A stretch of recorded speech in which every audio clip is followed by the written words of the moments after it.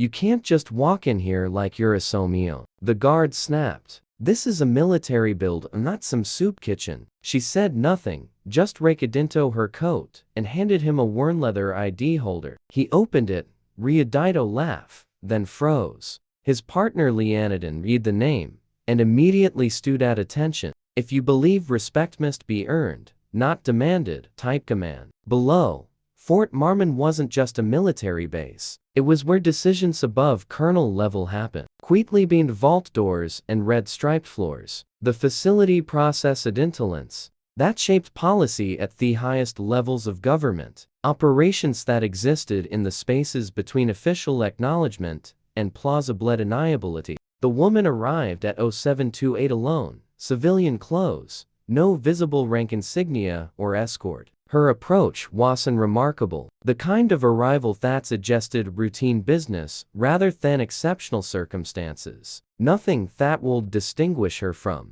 contractors, consultants, or administratives. 2 entry-level MPs stood guard at the outer gate, Private Gray and Corporal Rains, both young, Bothista barking at contractors and retirees. Standard security protocol for a facility that processed classified materials. Personnel who'd learned to project authority through voice and demeanor when dealing with civilian personnel who might not understand military hierarchy. She approached excellently, worn boots, clean black coat, demeanor calm. Her presentation was professional, but understated equipment that suggested experience without advertising capability. Clothing that was functional rather than fashionable. Gray looked up and frowned. ID now. And you better have a damn good reason to be walking toward this entrance. The challenge was routine professional security protocols that protected classed facilities required immediate identification from all personnel regardless of appearance or apparent purpose. She didn't argue,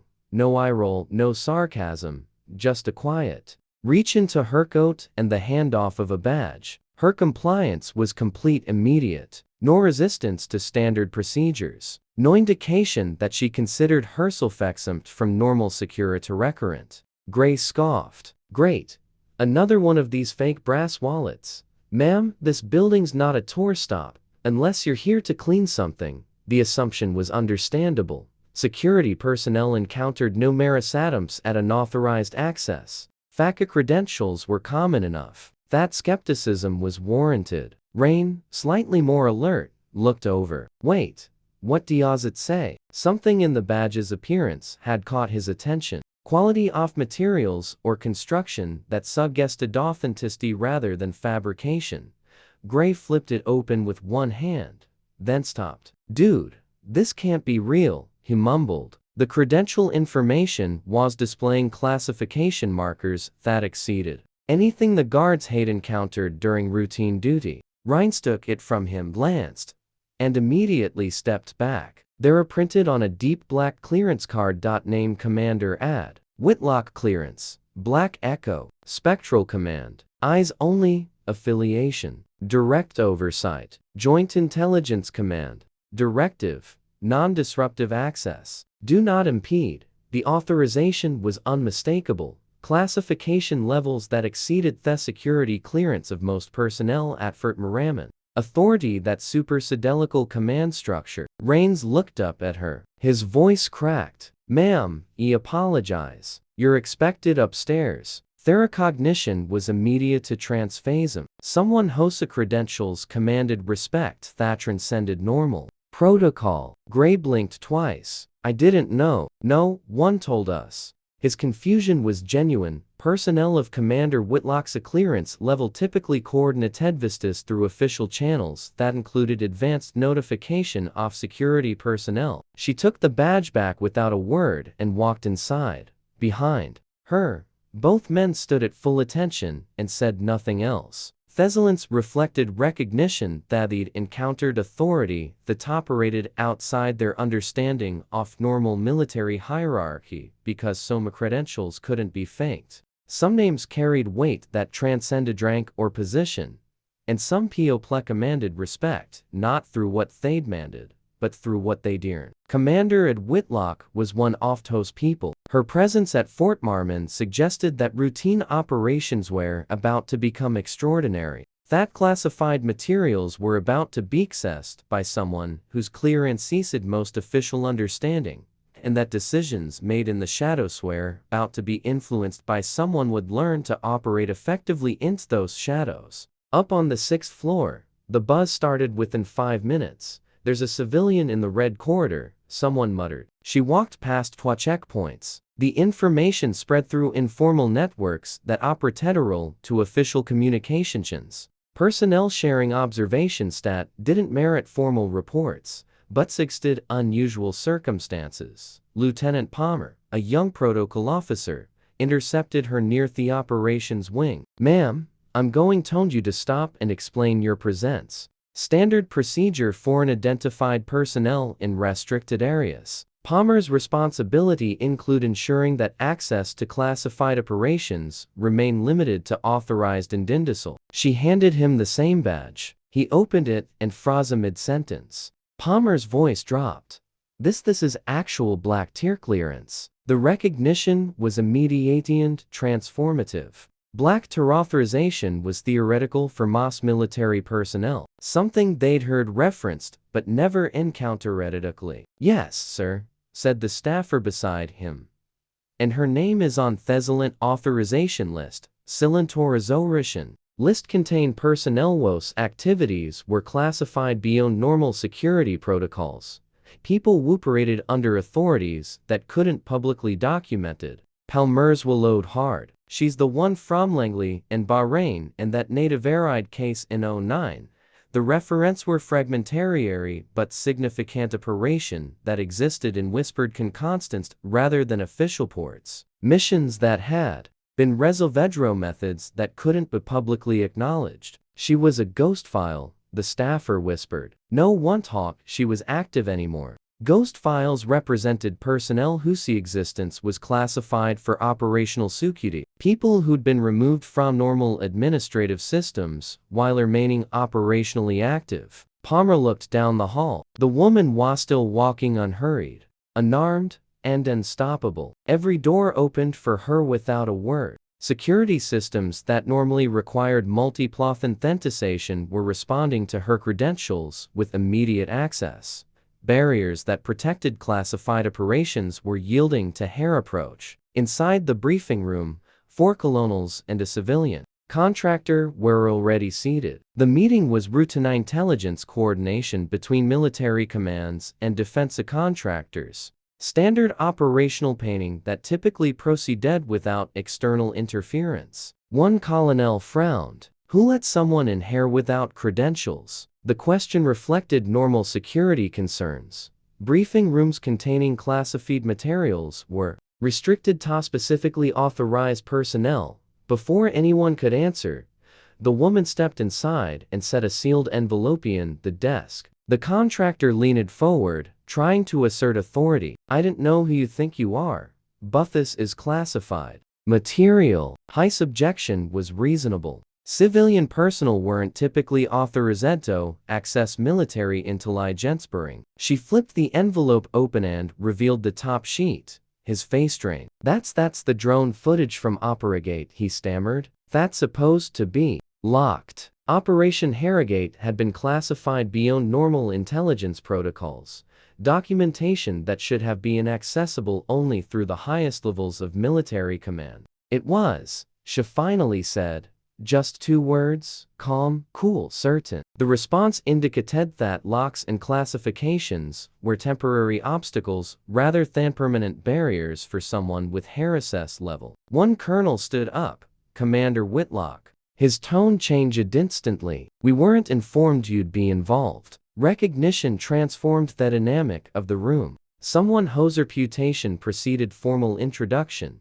Authority that commanded immediate respect from senior military officers. "You weren't meant to be," she replied. The explanation revealed the nature of her operations, activities that proceeded independently of normal coordination requirements, missions that operated outside standard command structures. The room went complacent because sometimes the most important operations were the ones that others never knew were happening. Sometimes the most effective authority is the kind that operated without announcement or explanation. And sometimes the most critical intelligence was accessed by people whose existence didn't be officially acknowledged. Commander Whitlock represented all of those principles. Her presence in the briefing room meant that routine operations had just become classified beyond normal understanding. Word spread fast. Half the building now knew Commander Whitlock was in the building.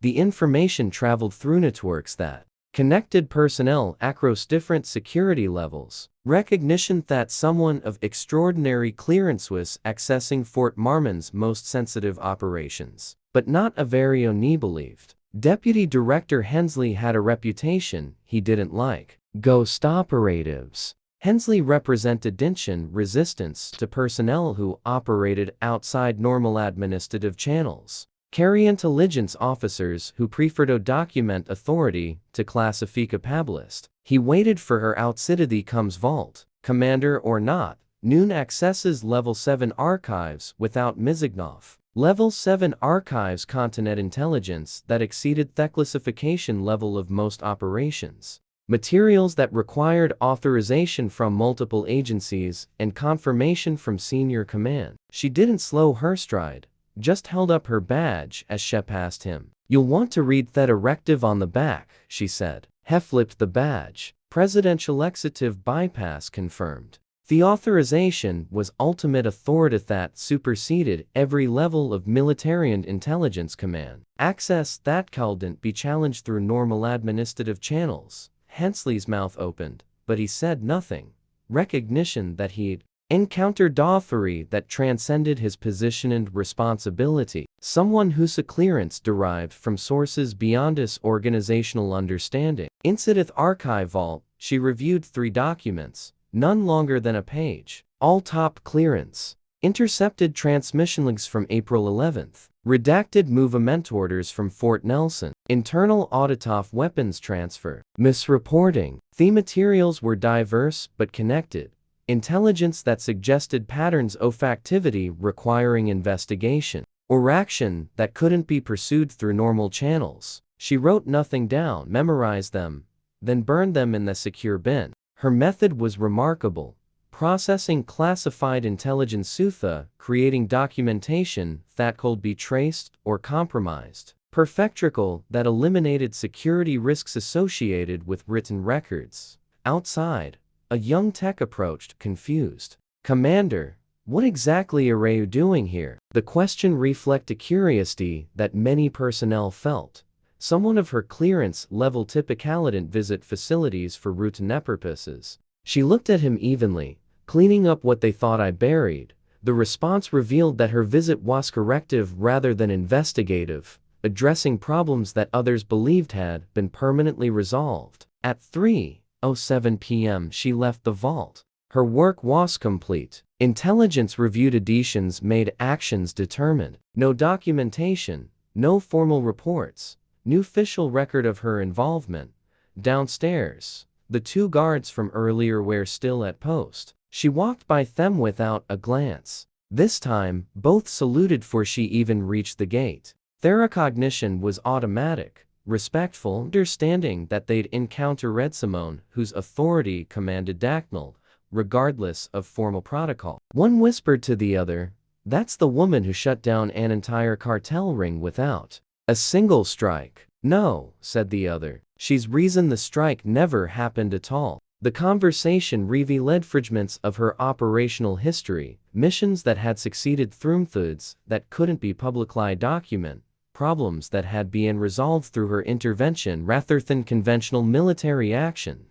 Because some operations succeeded through overwhelming force, others succeeded through precise application of right pressure at the right moment by the right person. Commander Whitlock specialized in the latter approach. Her visit to Fort Marramon had been brief, efficient, and transformative. Intelligence had been reviewed. Problems had been identified. Solutions had been determined. All without documentation, formal coordination, or official acnaldeme. The most effective operations were often the ones that officially never happened, conducted by people who officially didn't exist, solving problems that officially weren't problems. Commander Ed Whitlock had just reminded everyone at Fort Marmon that some authority operated beyond the boundaries of normal understanding, and that the most critical work often happened in the spaces between official connection and practical necessity.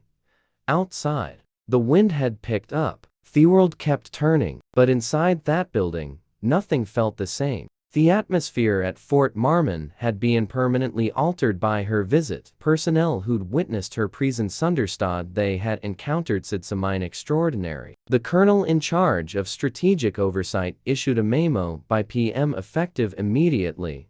Any file marked Whitlock Eyes is not to be reviewed without joint Pentagon on NATO clearance. The directive was unprecedented classification protocols that required coordination between the highest levels of American and Allied command structures. Recognition that materials associated with Commander Whitlock operated under authorities that exceeded normal military jurisdiction in the cafeteria. Whispers continued.